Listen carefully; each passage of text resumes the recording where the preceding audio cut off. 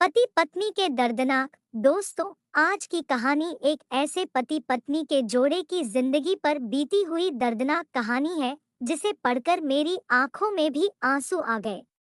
आपसे गुजारिश है कि इस कहानी को पूरा पढ़िएगा, बहुत ही जबरदस्त कहानी है। इस कहानी में मैं आपको अनेकों ऐसे मोड़ मिल गए जिन्हें पढ़कर आप भी इमोशन हो जाइएगा। चलिए दोस्तों, अब इस कहानी को स्टार्ट करते हैं, जिसका शीर्षक है जो यह कहानी पति पत्नी के जोड़े की जिंदगी पर आधारित है। बेहद ही भावपूर्ण और इमोशन कहानी है, बहुत ही अच्छा लगेगा। मुझे पहले लड़के के तस्वीर दिखाओ माँ, फिर मैं फैसला करूंगी यहाँ या ना का। माँ ने रीता की तरफ देखा। अच्छा, हम तुम्हारे लिए क्या कोई अच्छा लड़का नहीं देखेंगे? रीता गुस्से से बोली, माँ बस लड़का देखना है, मुझे उसकी तस्वीर मंगवा ले या लड़के को यही बुला लो। माँ ने डांटा, पागल है, शर्म नहीं आती, चल दफा हो जाओ अपने कमरे में। बाबा भी आ गए। क्यों डांट रही हो मेरी बच्ची को?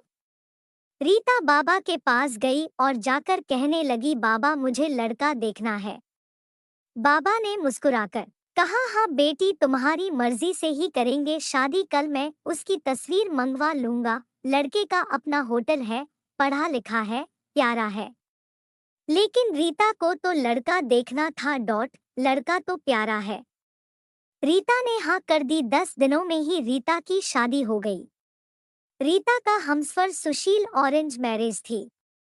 ना कभी मुलाकात हुई, ना कभी कोई बात, कभी एक दूसरे को मिले भी नहीं।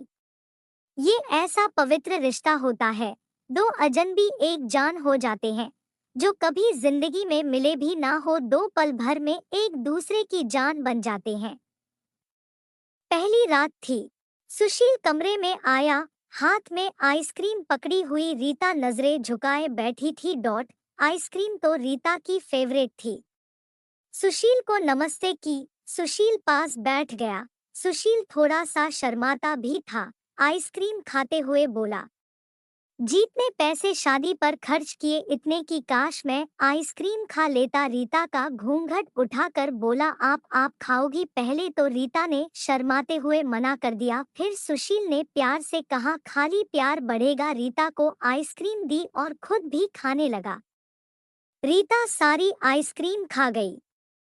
सुशील ने जब आइसक्रीम पूरी खत्म कर दी, रीता मुस्कुराने लगी, वो तो मैं खा गई। सुशील भी मुस्कुराने लगा, बहुत कंजूस हो आप, पहले कहती नहीं खाती और अब देखो सारी की सारी खा गई हो। यह आइसक्रीम 50 से 50 की थी। रीता सुशील को पहली ही रात इतना तो समझ गई थी कि सुशील दिल का बहुत अच्छा है।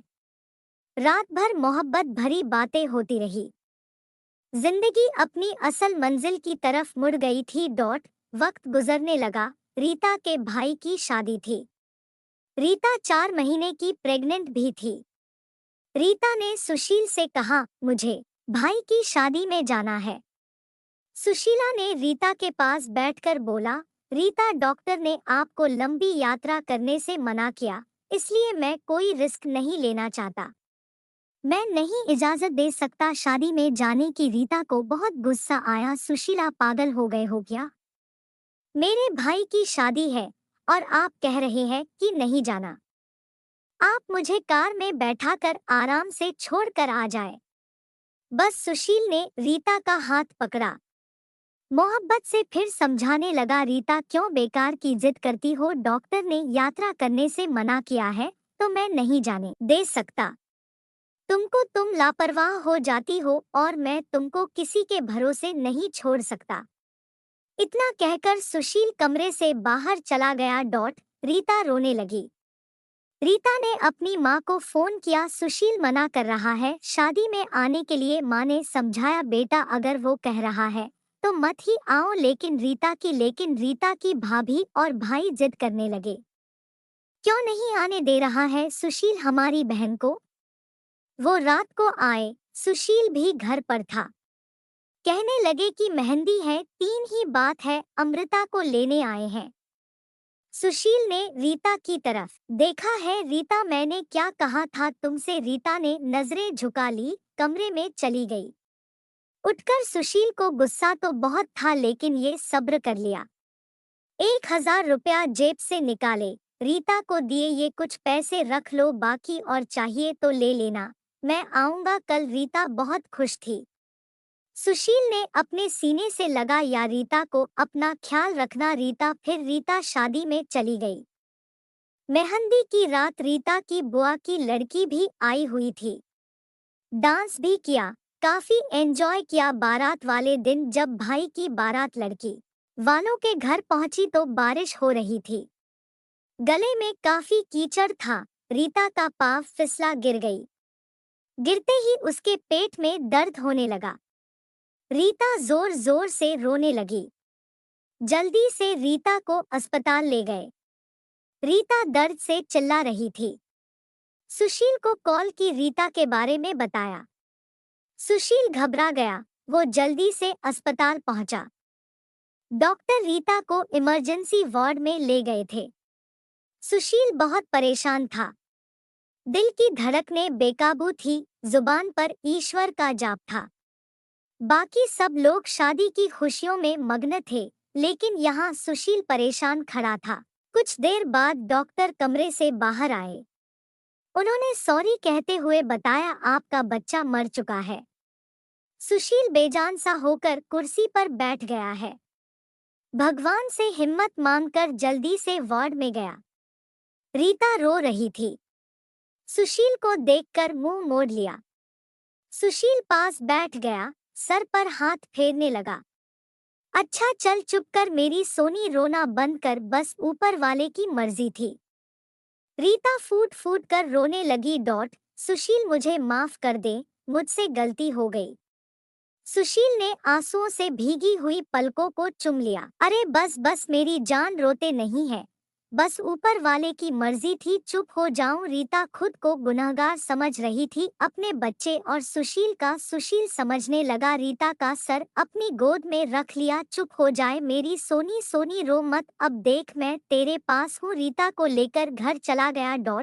शादी खत्म हुई, सब घर आ गई। रीता का हाल पूछने रीता खुद पर इल्जाम दे रही थी। मुझे रोका था सुशील ने माँ, लेकिन मैं जिद करती रही, शादी में जाना है। अगर मैंने इनकी बात मान ली होती तो आज शायद मैं अपना बच्चा ना खोती। सुशील समझ रहा था रीता दिल ही दिल में खुद को कसूरवार ठहरा रही है। इसलिए सुशील प्यार से समझाता रहा रीता को, अरे पागल है, खुद को परेशान न कर, ऊपर वाले की मर्जी थी ना, ऊपर वाले ने जहाँ तो हमें फिर से औलाद जरूर देगा। रीता सुशील की आंखों में देख रही थी। सुशील आप इतने अच्छे हैं, मुझे डांटा नहीं है, आपने कुछ कहा नहीं। सुशील ने लंबी सांस ली, मुस्कुरा कर बोला, जब तुमने मेरी बात मानी ही नहीं थी तो रीता अब कुछ कहने का क्या फायदा। रीता समझ रही थी सुशील का खामोश गुस्सा। 1 साल बाद फिर ऊपर वाले ने उनको बेटा दे दिया। सब बहुत खुश थे। सुशील बाहों में उठाकर झूमने लगा। अपने बेटे को रीता बेड पर लेटी सुशील की आंखों में बेटे की मोहब्बत में निकलते आंसू देख रही थी।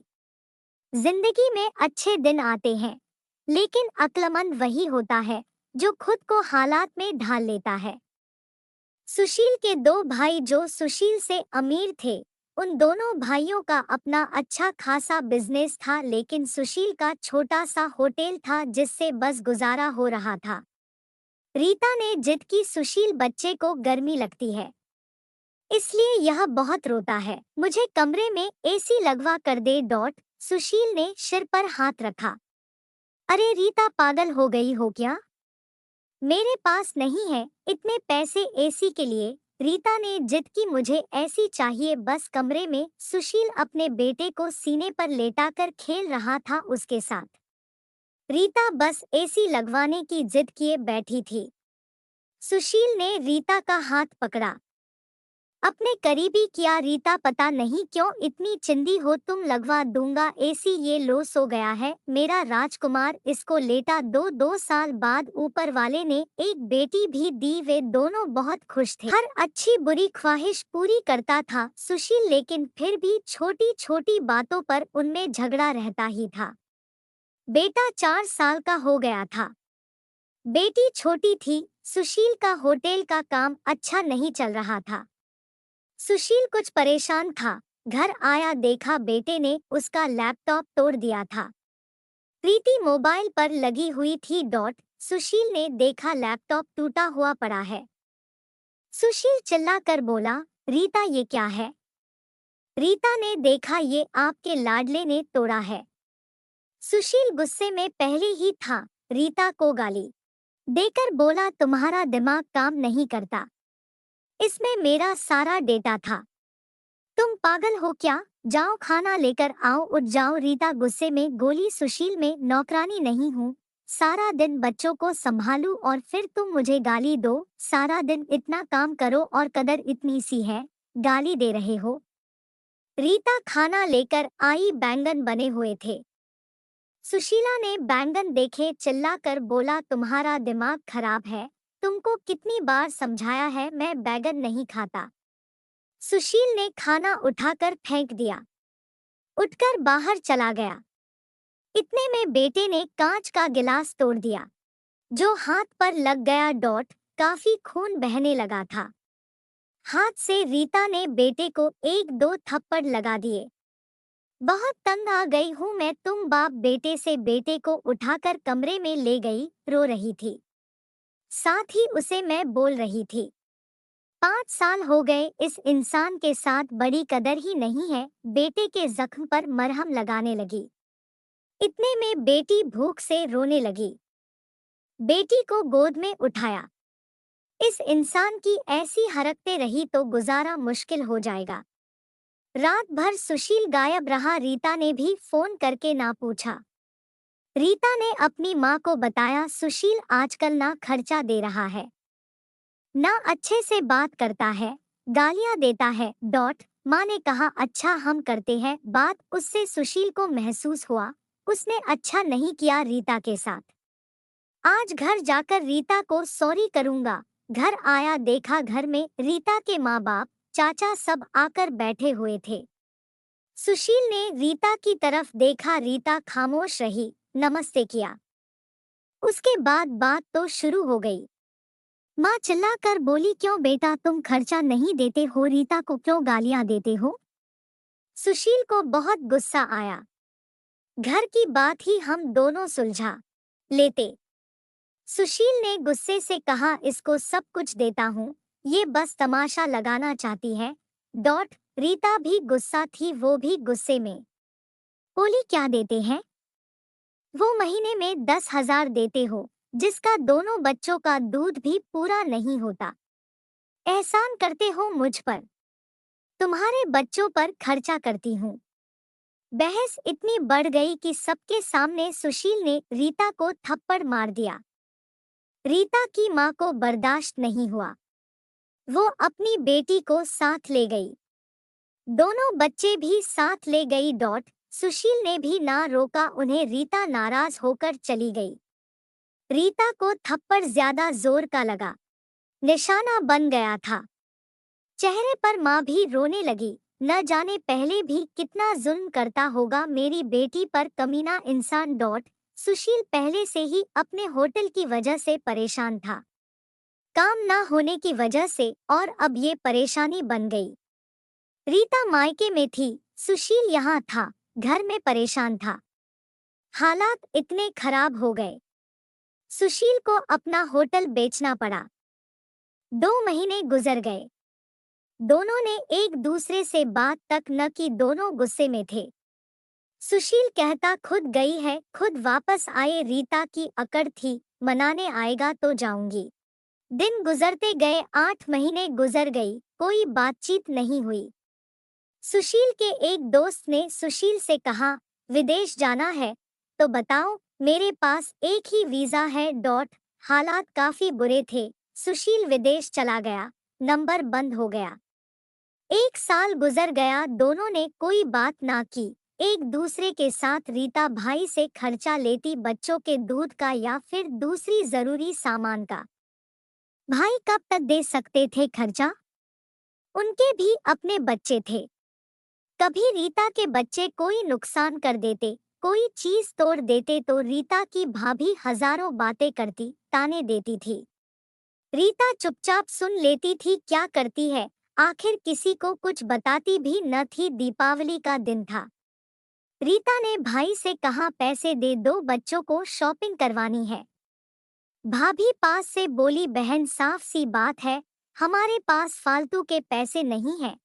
उसी इंसान के साथ गुजारा नहीं तो तलाक लेकर किसी दूसरे से शादी कर लो। जाओ यहाँ से। रीता उस दिन बहुत रोई थी। उसे एहसास होने लगा था, सुशील तो मेरे सर का ताज है। सुशील दुबई में बच्चों को याद कर बहुत रोता था। रीता पागल, बात कुछ थी नहीं और तूने यह क्या कर दिया।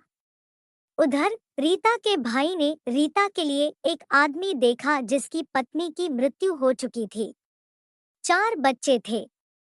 उसके भाई ने रीता से कहा, बस सुशील से तलाक ले लो, इस आदमी से शादी करके घर बसा लो अपना डॉट। रीता की आंखें भीग गई थी आंसुओं से। जल्दी से मोबाइल निकाला, सुशील को फोन लगाया, नंबर बंद आ रहा था। रीता रोने लगी, मुझे सुशील के पास ही जाना है, मुझे कोई शादी नहीं करनी किसी से। उधर सुशील का भी दिल तड़पा। उसने सोचा, मेरी रीता तो मासूम सी है, थोड़े से गुस्से पर नाराज हो जाती है ना, खुद ही माफी मांग लूंगा अपनी जान से। वो टिकट करवा कर हिंदुस्तान वापस आ गया। रीता रो रो कर भगवान से अपने पापों, अपनी गलती की माफी मांग रही थी कि ऊपर वाले मुझे माफ कर दे, मुझे मेरा सुशील वापस कर दे डॉट। रात भर रोती रही। सुबह बेटे को नाश्ता करवा रही थी कि दरवाजे पर घंटी बजी। भाभी ने दरवाजा खोला, सामने देखा, सुशील खड़ा था। रीता की नजर पड़ी सुशील पर, हाथ से दूध का कप छूट गया।